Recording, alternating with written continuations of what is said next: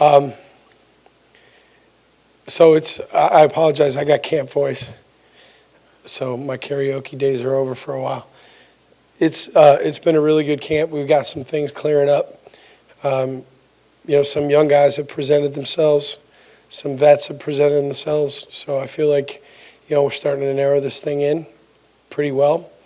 Jay Bramlett has been everything that we thought he would be in terms of his ability on the field, the job that he's done leadership-wise with our group of specialists, and then I think Jay's got a good presence in the locker room. I know that as we've gone through this camp, and there were some firsts for our football team in the way that Coach Kelly does things, I know that a lot of the veterans use Jay as a resource in terms of, hey, what is Coach looking for here? What is this that we're doing? And I think that became valuable in the locker room. I will say this, while Jay is going to be our punter, Peyton Todd has come a mile from where he was in the spring. I mean, he's really had a good camp, and we are very encouraged about his future. I think it's excellent. So, big, strong guy. When he connects, you can hear it, and his consistency has been much better. The kicking battle is still kind of up in the air. I know everybody had high hopes for what was a highly ranked freshman in Nathan Dybert, but we all have to remember freshmen are still freshmen, and it's a quantum leap from high school football in the suburbs of Michigan to Death Valley, and so it's been. Damian Ramos has had a fantastic camp. Trey Finnison, the transfer from Northwestern's had a very good camp. And in the last probably, 6 to 8 days here, Dybert has really come on after, a little bit of an adjustment period at the start. Slade Royal Snap, he's been awesome. Kick returner. We've got a bunch of candidates there between Malik Neighbors and Armani Goodwin, Francione. That has not kind of worked itself out quite yet. And then at punt returner, we've been working Neighbors, Sage Ryan, which I didn't know a whole lot about Sage.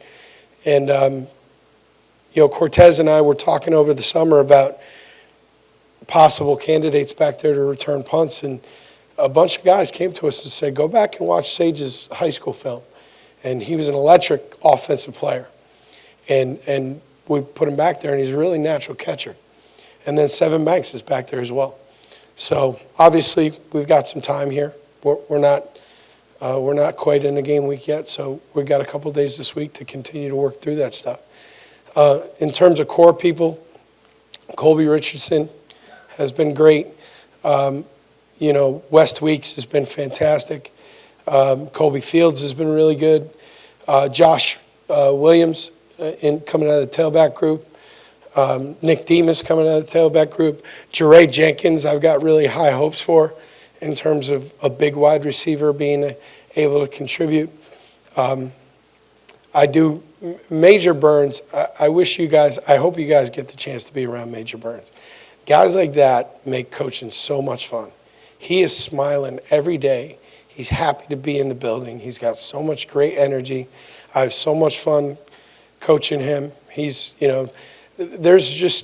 feel like the collective buy-in from, veterans all the way down to true freshmen. Jalen Davis Robinson, as a true freshman, has showed out. So has Perk. He's been great.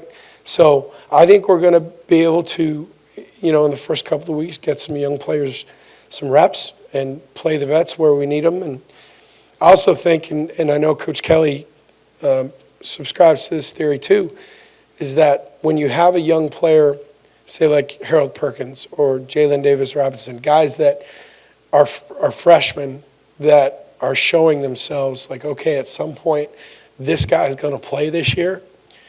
The kicking game's a great place to get them used to the speed of the game and the physicality of the game. And so that if we look up in week 6 and one of those guys has to play, 50 plays in a game. Well, leading up to it, he's played 15 or 20 per game to kind of get used to it. And, I could see some of our younger players doing that. So overall, pleased. Nobody told me that there was monsoon season in Louisiana. Everybody told me how hot and there's never a cloud in the sky, and it goes from 95 to the biggest raindrops I've ever seen in my life in 10 minutes. So I wasn't quite prepared for that. But other than that, we're doing awesome. So with that, we'll take any questions. Hey, Coach. Jacques Doucet, WAFB TV. When it comes to kicking off, if you find a guy that can kick it into the end zone and kick it out, do you not overthink it and just do that? Or are there times where, okay, let's try to pin him inside the 10 and sky kick and do some of those things? No, there are times. I mean, it's not just hammer away. I think with the kickoff job, it's not who's got the best ball. It's who can hit their best ball consistently, and that's what we're trying to work out right now. Yeah, touchbacks are the easiest things to cover, but there are times that we want to drop the ball on the goal line and get down there and cover, and frankly, there are times we want to move the ball, across the field. So we're still working through that, and I think by the end of the week we'll have a sense.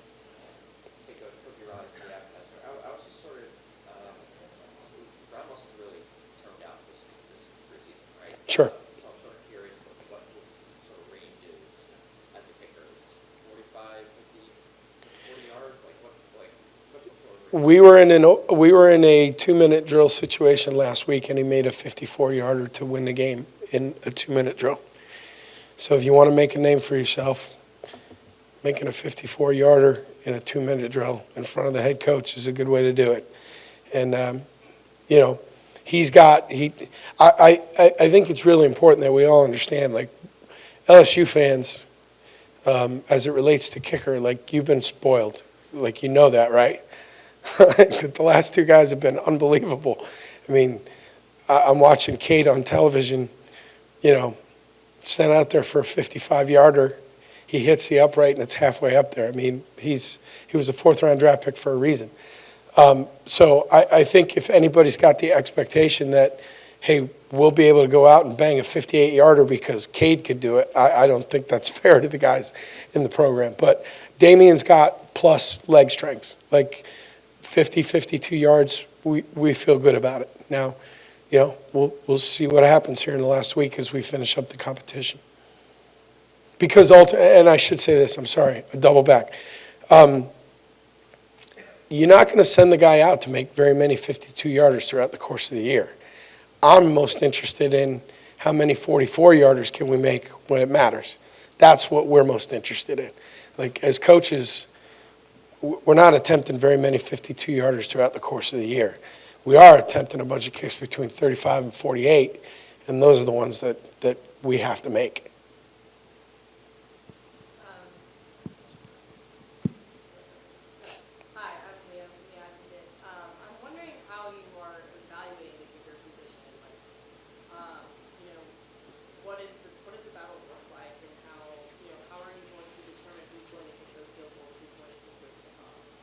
Well, the beauty of at least field goal kicking is it's pretty objective, right? I mean, they either go through the uprights or they don't.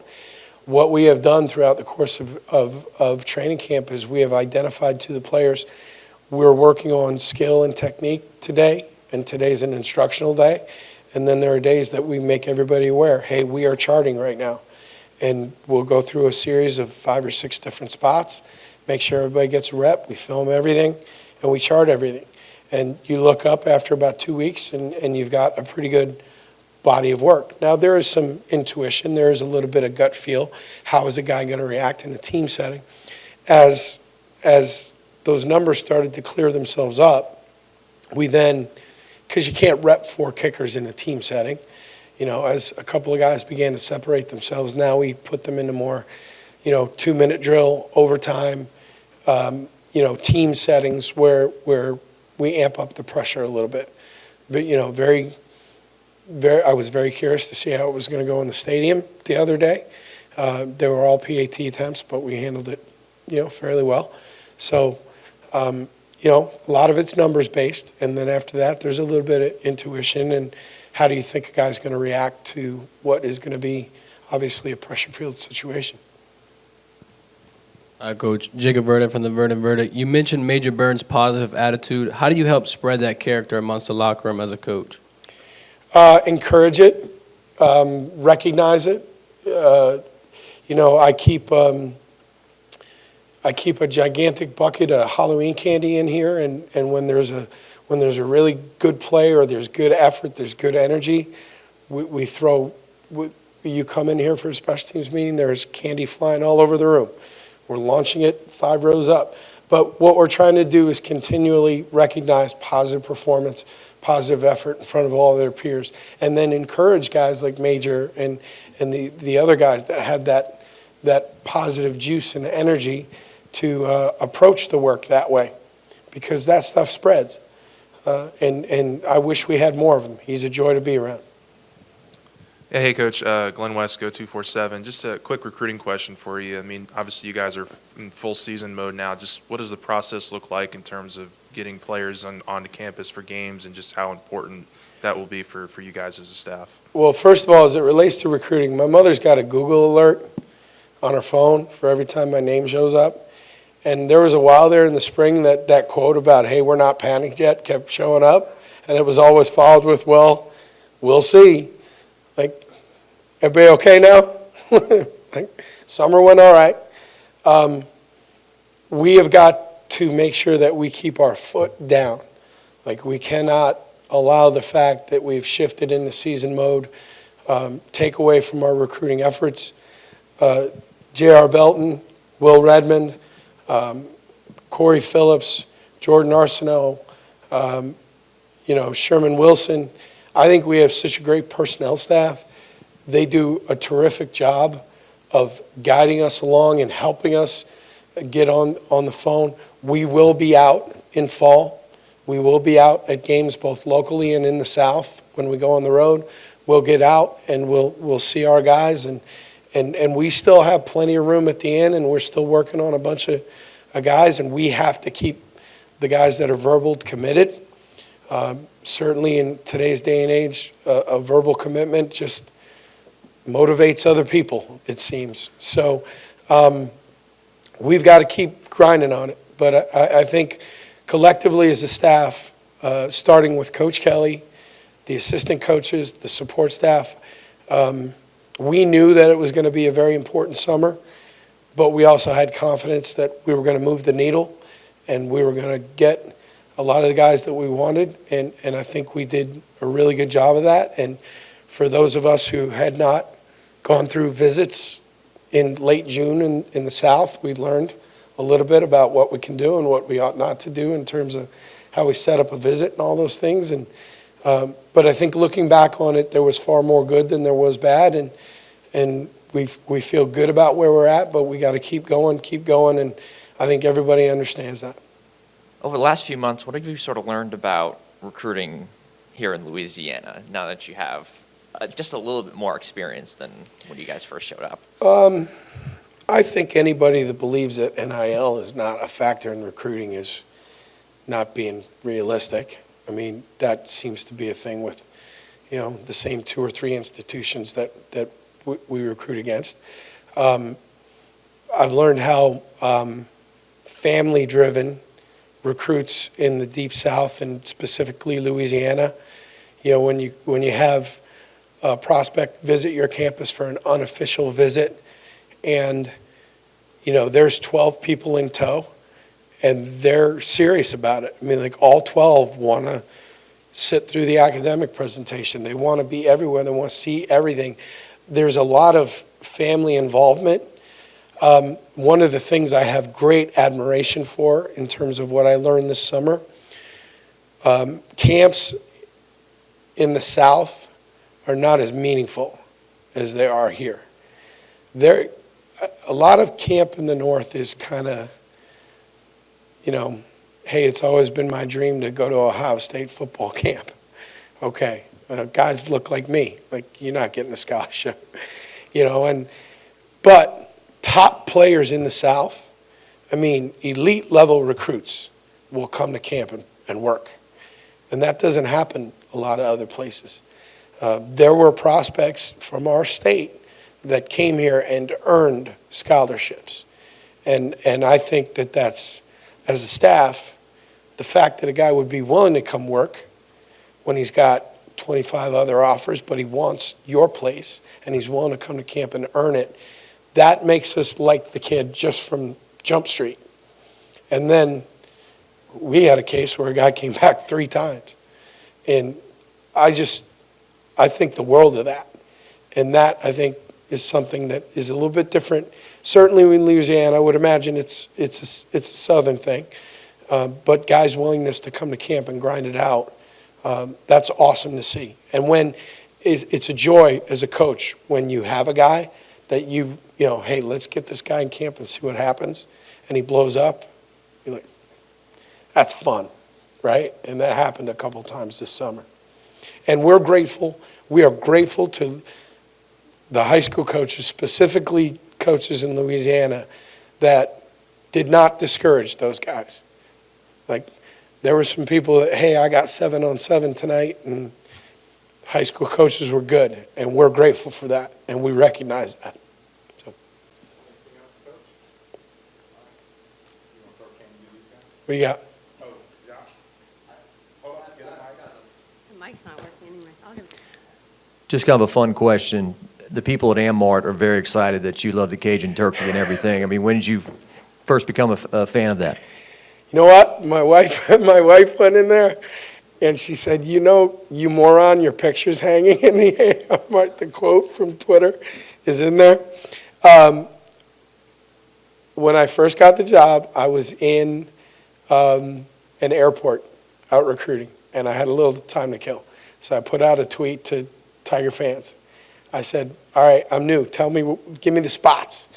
And about 50 people hit me back with, you need to go get the Cajun turkey from the Ammart.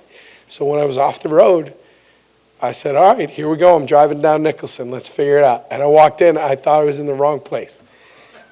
And any local will understand that if you've not been there before you walk in, it's not a sandwich shop. It's a store that makes sandwiches in the corner.